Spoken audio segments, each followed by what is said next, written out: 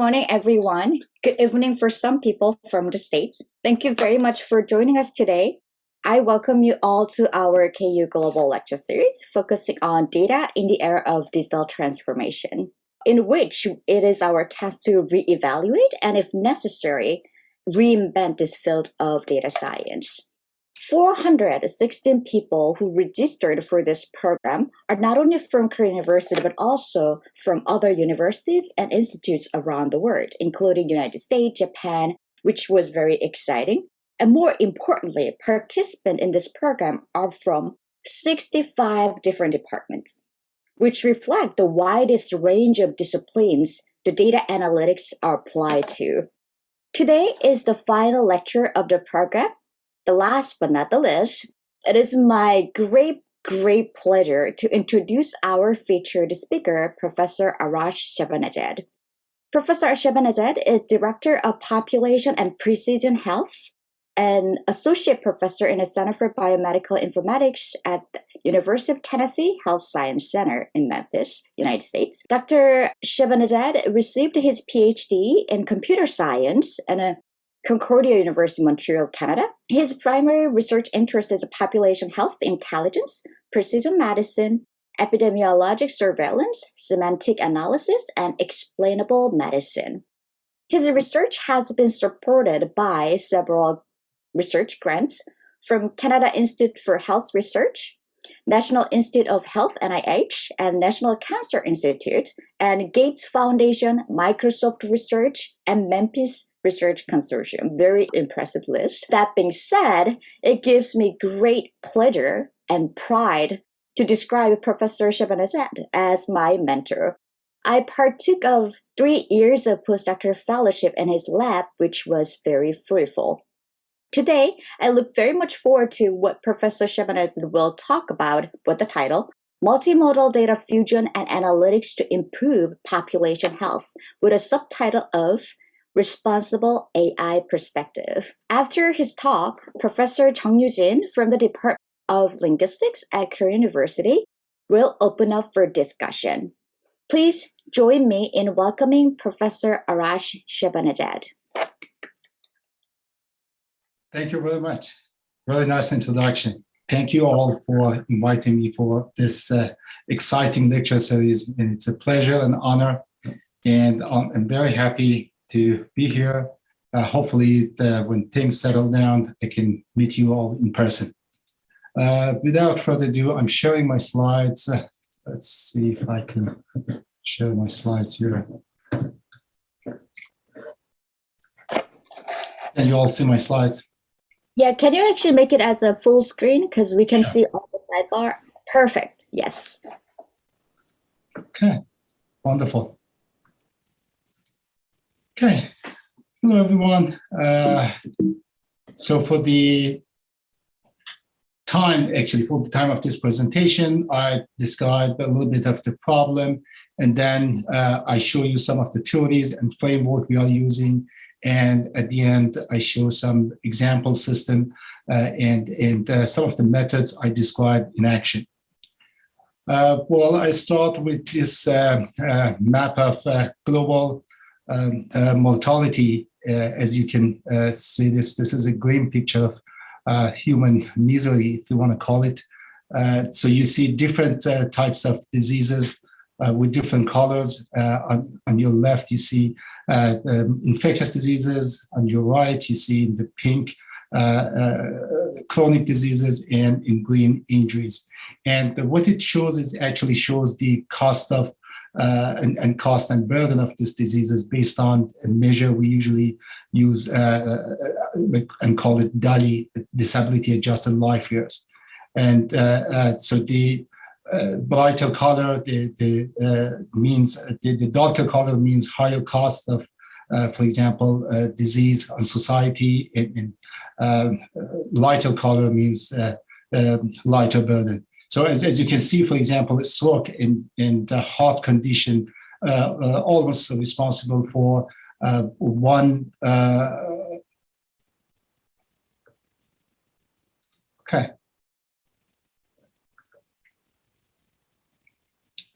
As you can see, heart disease and a stroke actually responsible for pretty much quarter of this non-communicable diseases, chronic diseases, but the cost is not that high because usually it impacts people with older age.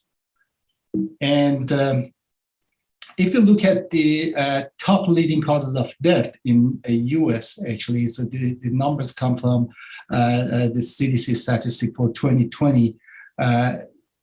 So you can see the top 10 cause of death.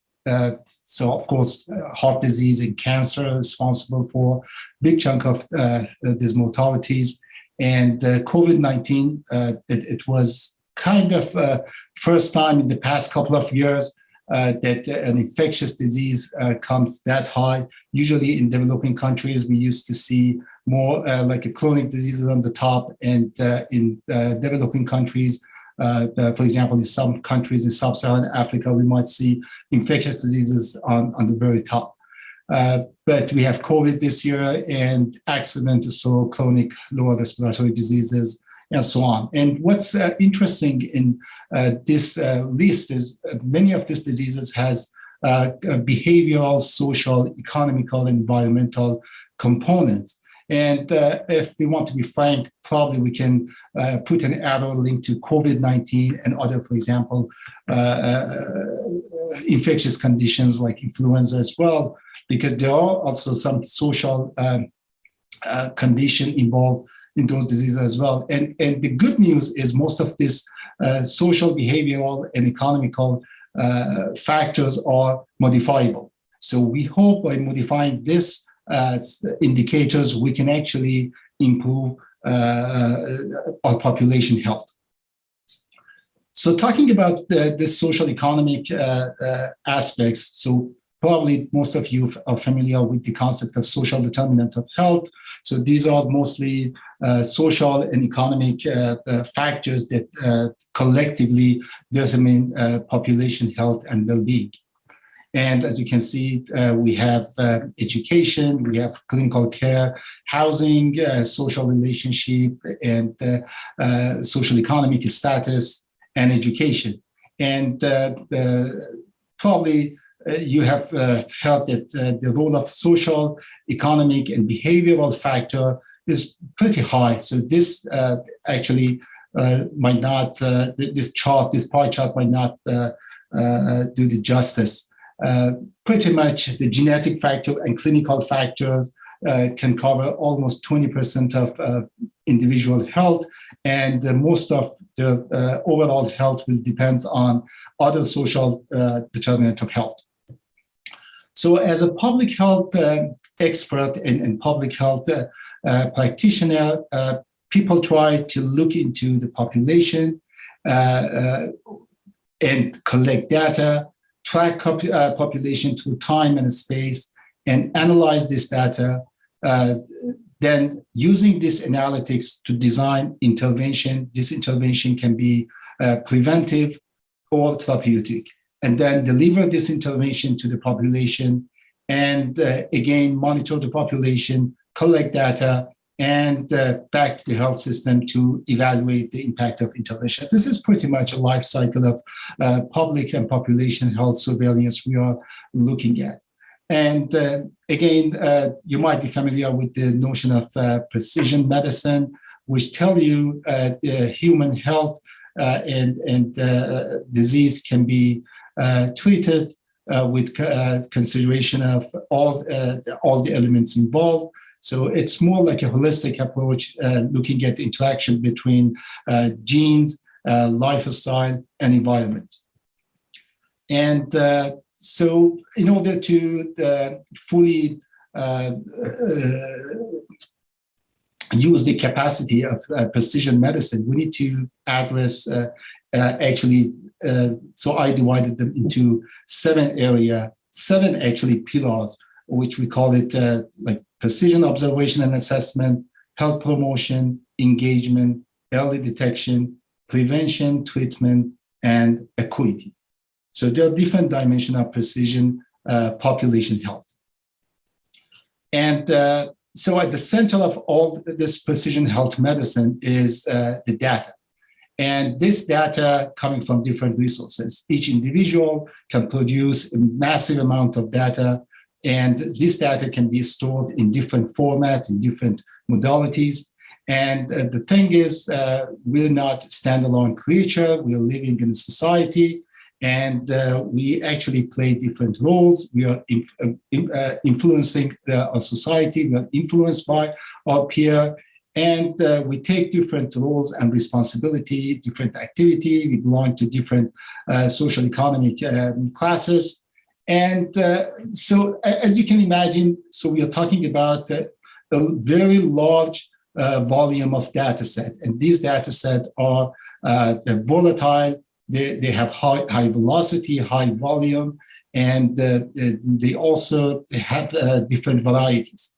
And the key term in precision medicine is the concept of data sharing, how we can integrate this distributed data sources and make a meaningful decision and informed decision using this data analytics. Well, in order to design intervention, we usually need to understand the causal pathway of a disease. We need to know the origin of disease. Specifically, if we are talking about chronic diseases, most of them has a very complex causal pathway. And we really need to find data scattered all over the places, pull them, make them coherent, accessible into a central data repository, and make it accessible to the target users. So talking about the data, we're talking about all sorts of a structured and unstructured data set. And some of this data are easier to link to individuals. Some of them are a little bit tricky, hard to map to individual. And some data set exists only at the aggregate level.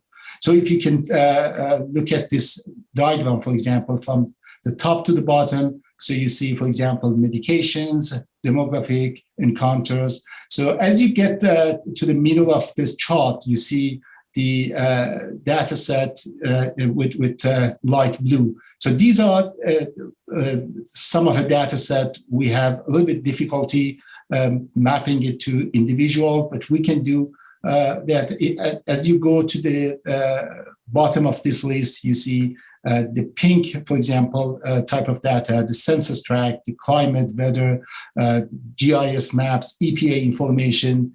So these are usually exist only at the aggregate level.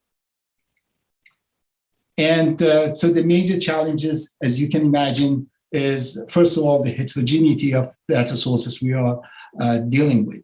And the problem of missing data. And so usually you are dealing with a lot of missing data in population health surveillance. And even when you have the data, they might not be at appropriate temporal or geographical resolution. And also, many of this data set might not be a good representation of population of interest. Other challenges are, for example, the problem of interoperability between different, for example, data sources, between different devices, different, for example, communication protocol, network infrastructure. And so the data usually captured in different format, different representation language. And most importantly, they have differences in their semantics. And semantic heterogeneity is one of the biggest challenge dealing with this kind of, for example, data set. So by semantic heterogeneity, I mean, like, for example, you have terms, different terms referring to one concept, or you have, for example, a similar concept talking about different, for example, contexts. This data set usually stored in different, for example, data sources in different formats and different modalities. So you have data stored in text, in numbers, stored in relational databases. There might be graphics, video, audio, and chart tables, and all sorts of things. And here, one of the biggest challenges start working with this data is integrating this data set into a uniform data repository. And usually combining this different data set to enable, for example, semantic inferencing and learning is one of the ultimate goal of data engineering at this level. So we call it multimodal data fusion. And the multimodality comes from the nature of data actually coming from different resources. So this type of data, you can for example, see some of them might come, for example, hospital electronic health records. Some of them might come from, for example, mobile data, some coming from claim data or medical providers. And we have genome registries, we have radiology lab, we have, for example, the pharmacy claims, and all sorts of sources. And again, back to the problem of interoperability, besides the foundational and the structural interoperability, we need to maintain between our data sources in order to create a consistent integrated data set. So we need also to maintain semantic interoperability between these data sets as well. So these are mostly the problems. And I'm going to start with the big picture of approach we're using for this, for example, tackling these problems. So the method we're using called health intelligence, we call it health intelligence, and it usually consists of 4 or 5 steps. And so we start with integrating a large volume of data set and consider, so these are the same data we talked earlier, suffering from all sorts of problems. And we usually use knowledge graph, ontology, semantic network to create a semantic backbone for this data set. And then we do a quantitative and qualitative analysis to find patterns within a structured and unstructured data set. And we use this analytics to generate exploratory and predictive models. And the type of intelligence we're using in this health intelligence framework is a specific type of AI called responsible AI. And by responsible is we mean we should have a good control of the whole output of our machine, our algorithm. So we want to make sure that the purpose put into the machine is the purpose which we really desire. And so there are some principles for responsible AI. One is fairness. It tells you AI system should treat all people fairly and equitably, and it should, we have human in the loop. It means it should empower and engage people, and talking about the accountability of people, because one key feature of responsible AI is trustworthiness. So how we can trust this AI platform. So we really do not trust machine, but trust people. So people at the end of the day would be accountable for the outcomes. And of course, it should be done with taking into consideration all privacy and security measure, and it should be also explainable and understandable. So explainability is a big part of our framework. And so explainable artificial intelligence is a relatively new concept, and it tries to make the black box of, for example, machine learning methods more and more transparent. And just give you an example. This is a classic example. So on the top, we see, for example, a classic machine learning models, and at the bottom we have a more explainable model. if you have a picture of a cat, so you can actually do some image segmentation. You can actually do some pattern matching, and with a certain accuracy, you can actually identify the image as a cat. On the bottom, so you do all of this calculation, but you also have a semantic network at the middle. And this actually semantic model create explainability for the system. So when you identify this picture as a cat, you have justification. You say this is a cat because it has a fur, it has a whiskers and claws. It sounds like a cat, it walks like a cat, and it has, for example, certain other features. So you justify your finding. So it helps a decision maker to actually rely and trust on your result. And they can use, for example, your result for more informed decision making. And if we want to give an example of explainable AI versus responsible AI, some people usually use this classic example of, for example,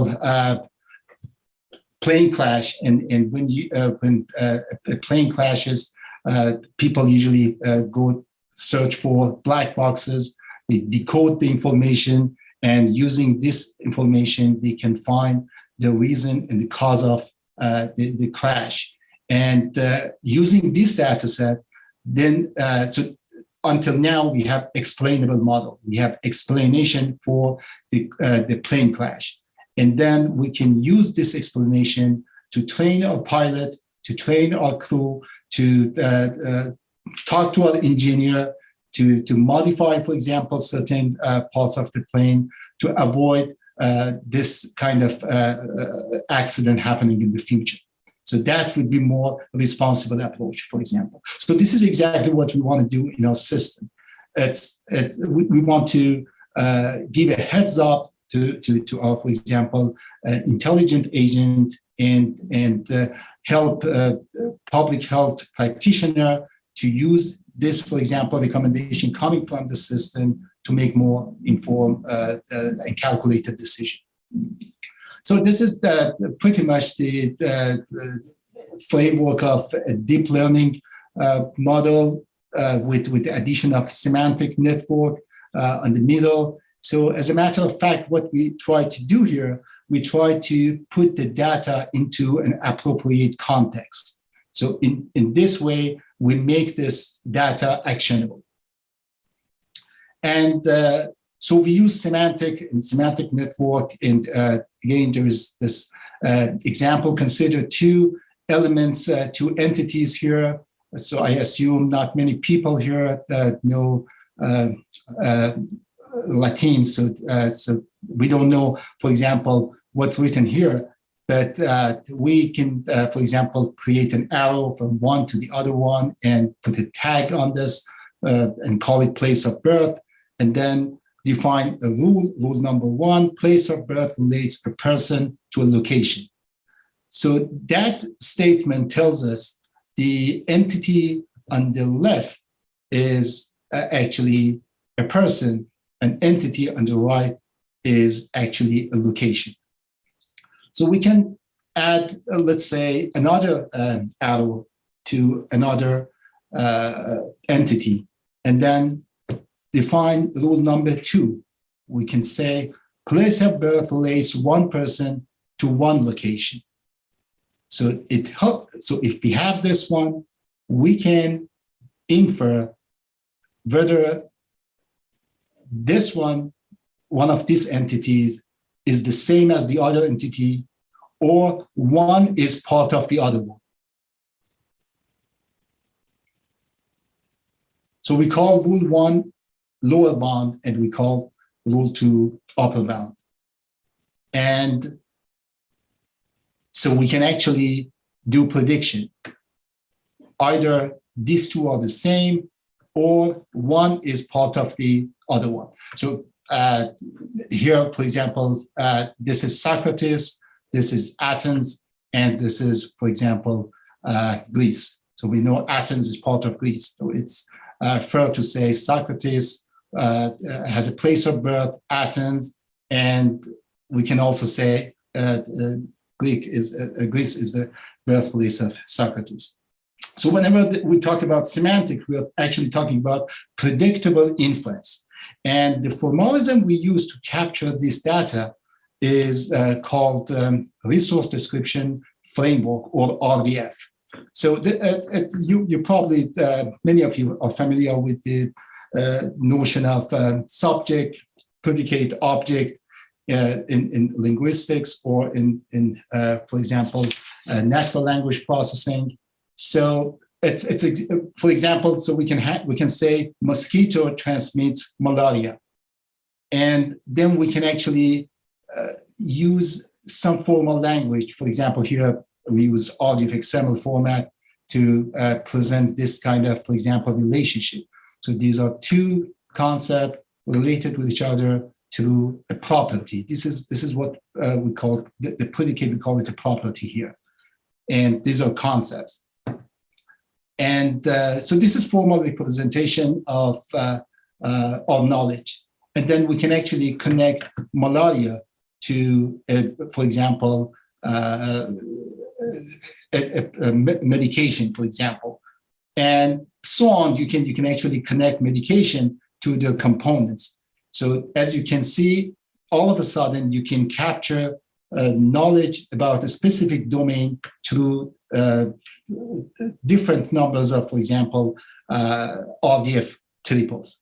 And the number of these nodes and the connection is really depends on the complexity of the domain.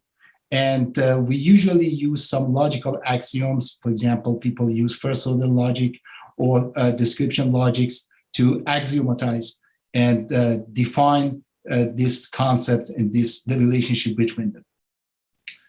And so we can, for the rest of the talk, so I'm using mostly the, instead of semantic network, I use the term ontology, which is more formal artifacts in computer science.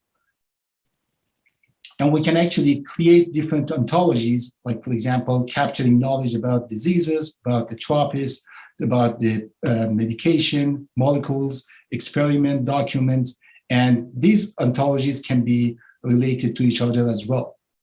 And all of a sudden, so we have complex, overwhelming, difficult to process, heterogeneous data set packed into a formal, explicit, machine readable, rich, and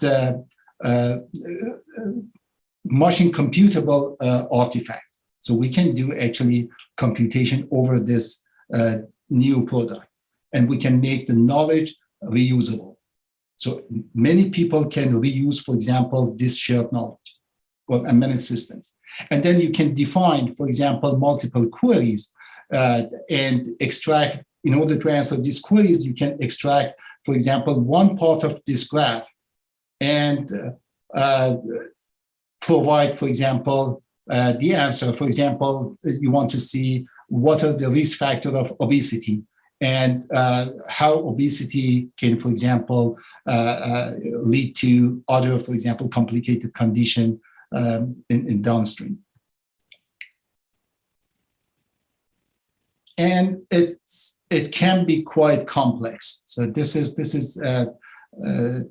it's a schematic representation of one of the European projects called Linking Open Data, a LAD project. And so at some point you can see the data coming from different sources, like, for example, the green ones coming from linguistics, the turquoise coming from area of geography, the orange coming from government sources, red from life sciences. So you can see, for example, at this point, we are talking about more than 31 billion RDF graph connected via more than 500 million links. So this is huge. This is huge, and that's exactly what we are dealing in many of the population health and life science problem. The main theory we are dealing with from public health is the notion of evidence-based public health. So that's going to be something we will be using very often in our systems. And based on this evidence-based public health, we have different layers of knowledge. More specifically, 3 types of knowledge. Type 1 knowledge, so these are the knowledge talking about the causality and associations. And type 2 knowledge, these are the knowledge talking about the intervention effectiveness. And type 3 talks about intervention implementation. And another mention of social determinant of health theory and how, for example, we can collect this social determinant of health from individual level up to community and population level. And if you go to, for example, CDC database of intervention, you can always find out, for example, different social economic factors component involved in multiple intervention stored in the databases. And the other thing we are using, the other theory we are using is the theory of change and automatic intervention evaluation. So in order to change a disease or condition, we need to have a sequence of action and a causal pathway, if you want to call it, from the beginning to the end. And so that would be something we want to automate and show how we can actually start from upstream health risk factor and go all the way down to downstream health consequences. So I show you some examples from different application areas. So we have a couple of systems in both communicable diseases surveillance and chronic disease surveillance. So for example, for infectious disease or communicable disease surveillance, I can start with one focusing on detecting hospital-acquired infections in the hospital setting. As you can see, the hospital setting, so the data comes from multiple locations. Hospital-acquired infection is one of the major problems in hospital and public health across the globe, specifically in the US, almost 1 in 20 patients acquire this hospital-acquired infections, and it leads to almost 100,000 deaths per year. And most of this infection are not detected before discharge. And so again, you see the data set coming from different modalities.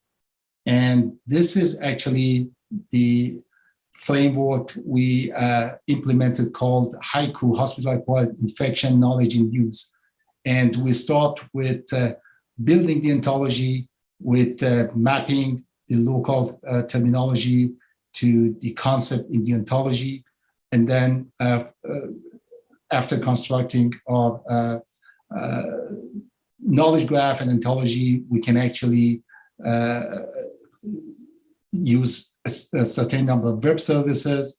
These are semantic web services. They can be used to populate our ontology with the actual data stored in the data repository at, for example, a hospital. And we use rule definition and reasoning capability to find, for example, different cases. And then we have a dashboard. It can be used for query answering, and the users can actually find different cases and flag, for example, any risk or any, for example, sign of hospital-acquired infection as early as possible. while patient still in the hospital. So this is, again, going back to the concept of RDF we discussed in previous slides. So this is a formalism, for example, we use, this is a more human readable version, for example, from this formalism. And as you can see, the red boxes show the concept and the blue boxes show properties. And you can see, for example, we have a patient and we have a diagnosis, and the diagnosis is performed for a specific patient, and this diagnosis has a time, and so we have the time. This diagnosis identify, for example, an incident, and the incident is a surgical site infection and is a consequence of a surgery. And what is a surgery? It's a coronary artery bypass graft, and it has a time, surgery time, and so we how we actually discovered this incident because of the blood culture test. And the blood culture test has a result. Again, we have a time associated to this result, and the blood culture result shows specific findings, and the finding is positive blood culture findings. So we find, for example, an infectious agent, and so we can find it in the taxonomy in NCBI. And what we're going to do, we're going to order medication. We have a pharmacy service here. This is a service for the patient, and it manages a drug product. And again, we have a service time for pharmacy. And at the end of the day, you can see we have a hydrocortisone injection prescribed for this specific patient for this specific condition. This is just an example of how we formalize the knowledge inside the ontology. And this is an editorial, it's a protege editorial to code our ontology. And these are, for example, the place we can actually define each concept and the relationship between them using description logics. And at the end, so we can use this knowledge to generate what we call it electronic triggers to classify different patients under, for example, suspect, confirmed case, and probable case. So this is actually, this can help infectious control agents and quality control agents in hospitals to actually screen different patients for hospital-acquired infections.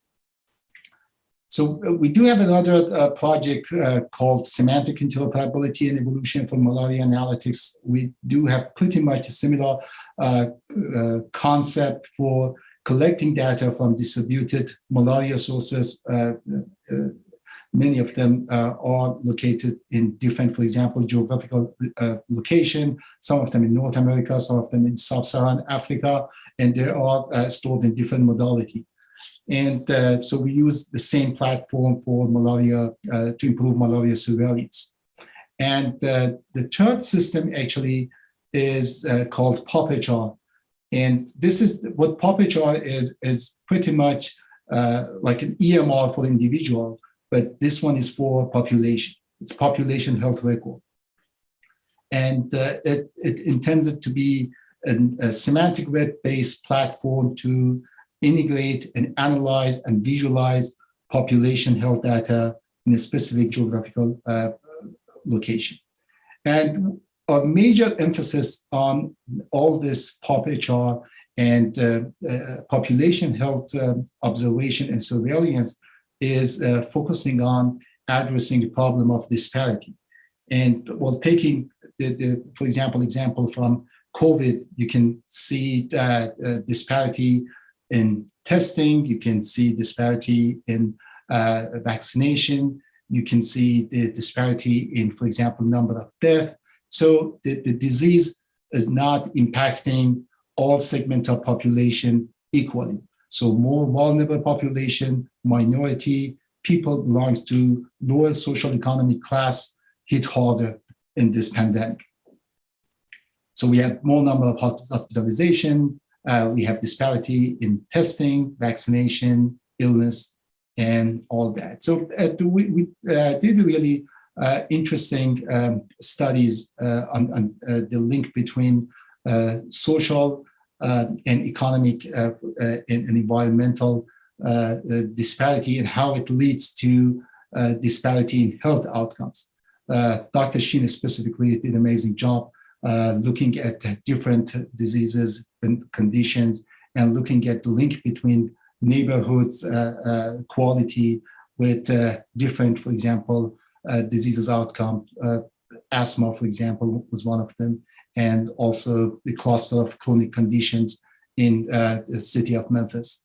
So we know, and it's not very surprising. So the literature actually confirmed this findings. So there is apparently a strong association between social, economic, and environmental stability with disease outcome. So based on all this finding, we are implementing what we call it Urban Population Health Observatory, or UFO. And so this UFO has the capability to monitor, for example, different type of condition and diseases. It can do COVID, for example, surveillance. It can do chronic disease surveillance as well. So I'll show you some examples for COVID surveillance. The UFO architecture consists of different, for example, segments. So we start with the data management layer, which consists of, for example, different data set coming from individuals coming from population. So some of them are linked to social determinant of health. And we have a knowledge and intelligence layer, which has two subsections, analytics layer and semantic layer. The analytics layer is talking mostly on the data and how we can link this data together, how we can integrate this data, how we can geocode, for example, this data, and how the explainable models can be built. And then we have a semantic layer. So this semantic layer is mostly focused on creation of the ontologies and the knowledge graph, performing reasoning, automatic inference, and finding new knowledge out of the existing data set. And at the end, so we're having a dashboard.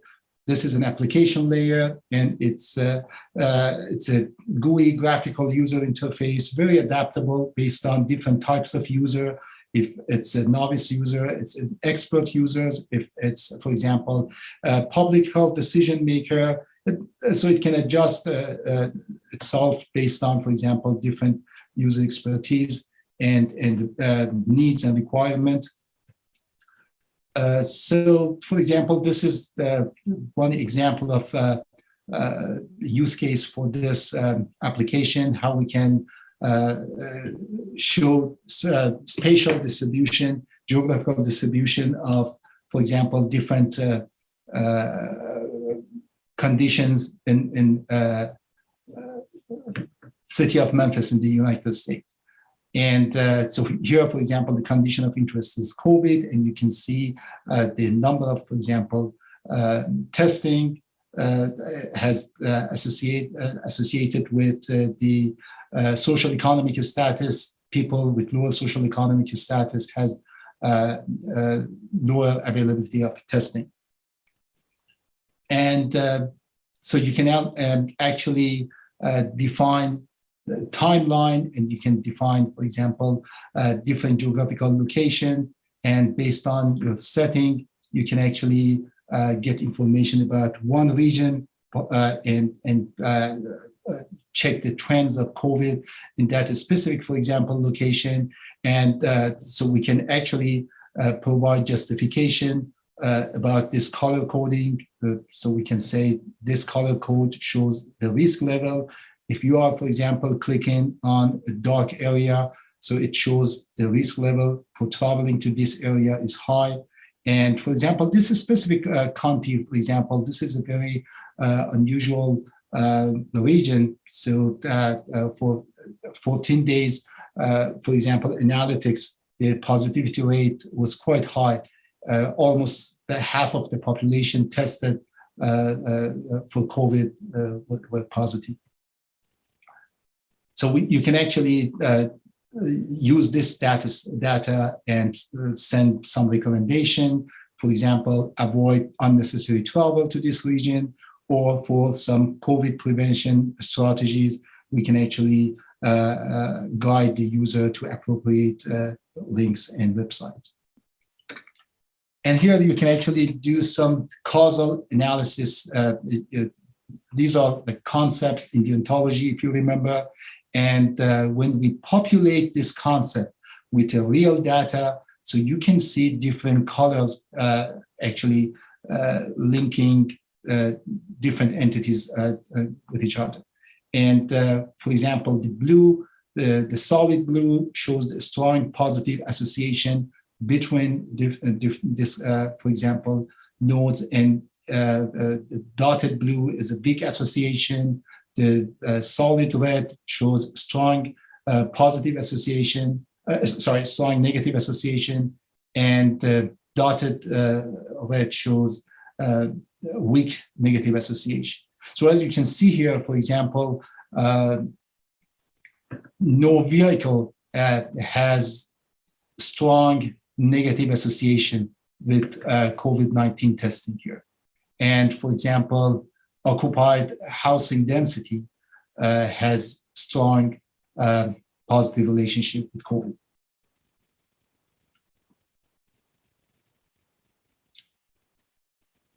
Okay, and then we can do some interactive time series analysis here. So we can stratify a model based on age, gender, and race. So we can choose different time frame. So we can actually specify an intervention of, for example, interest, for example, what's happening after the policy related to shelter in place and a school closure.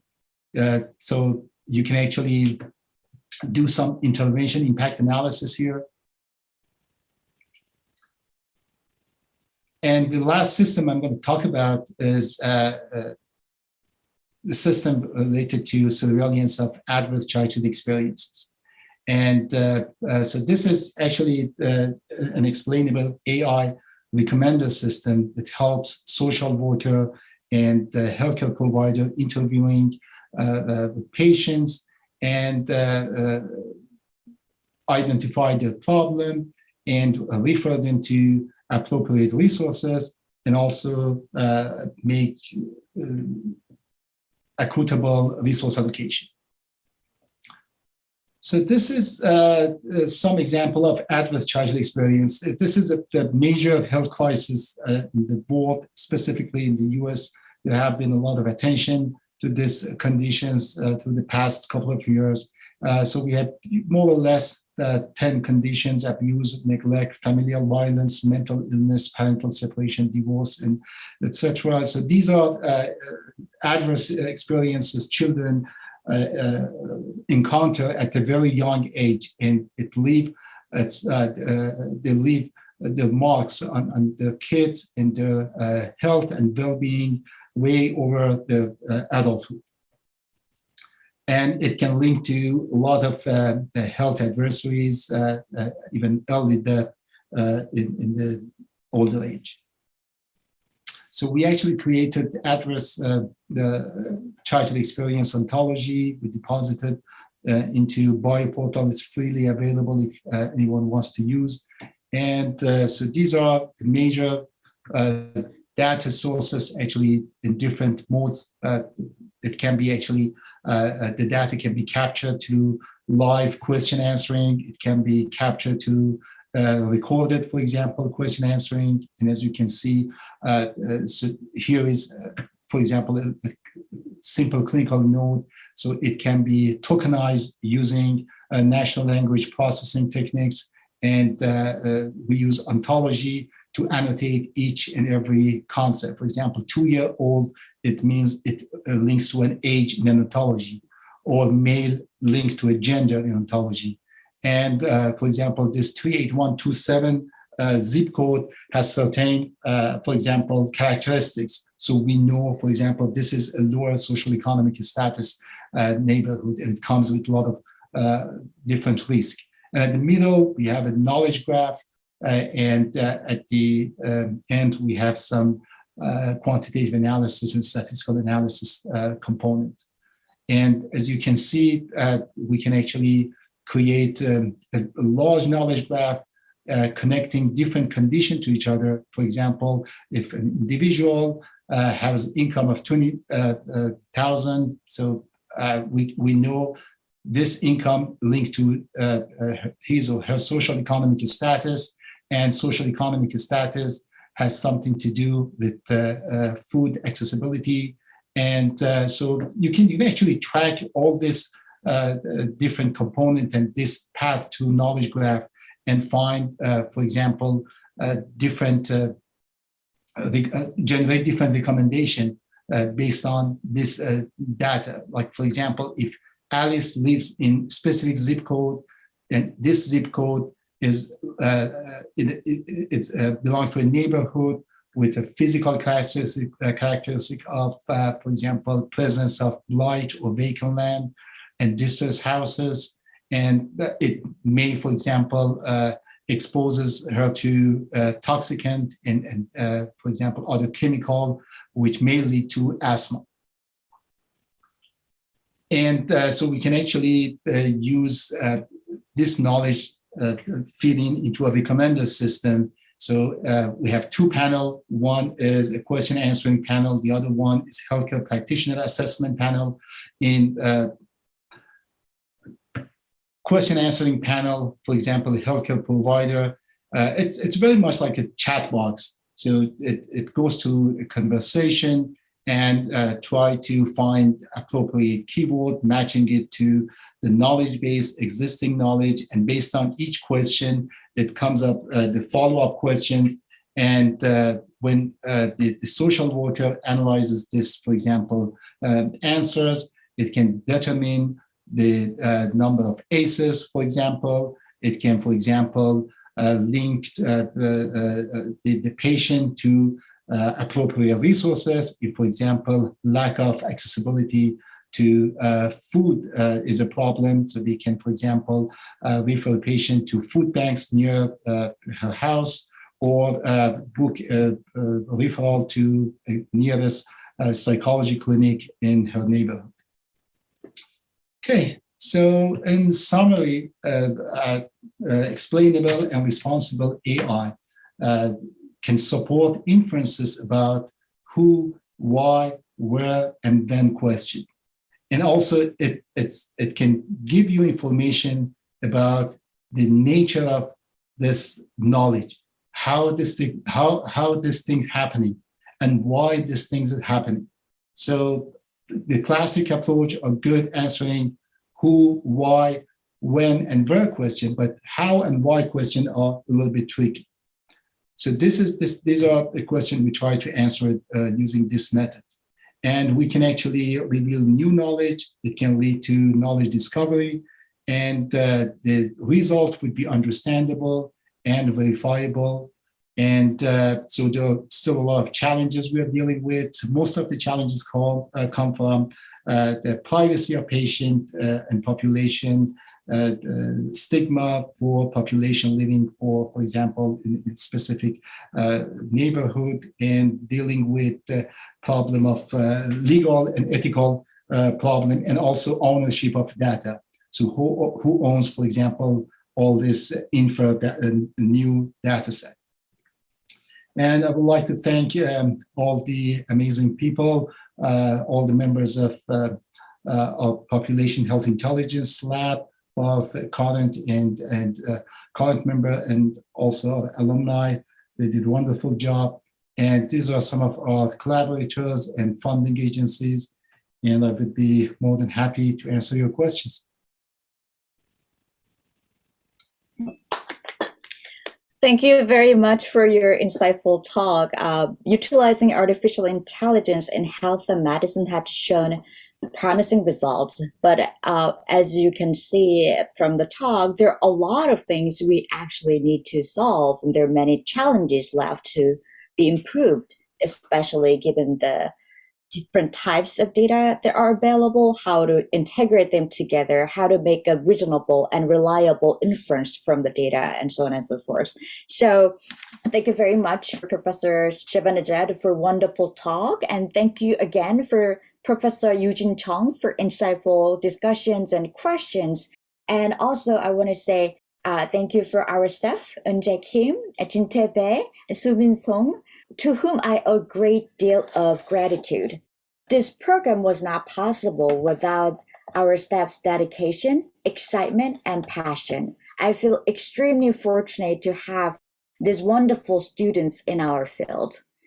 9 weeks ago, we started this KU Global Lecture Series focusing on data in the era of digital transformation by saying, I hope that we will leave this program with enhanced passion to do better with data and to cultivate an ever richer harvest of insight from data analytics.